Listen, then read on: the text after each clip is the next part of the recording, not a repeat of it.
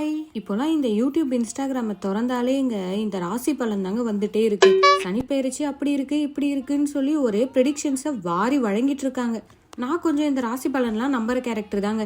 இப்படிதான் இந்த 2025 ஸ்டார்ட் பண்ணும்போது ஜான்வரிக்கு முன்னாடி ராசி பலன் பார்த்தப்ப என்னோட ராசிக்கு இந்த வருஷம் அமோகமா இருக்க போது, இது வரைக்கும் இல்லாத அளவுக்கு சிறப்பான வருஷம் அப்படின்னு சொன்னாங்க. நானும் ரொம்ப நம்பிக்கையா பெருமையா இந்த வருஷத்தை ஆரம்பிச்சேன். ஆனா இந்த வருஷம் ஆரம்பிச்சதுக்கு அப்புறம் இது வரைக்கும் வாங்க முடியாத அடியெல்லாம் இந்த 3 மாசத்துல வாங்கியாச்சு.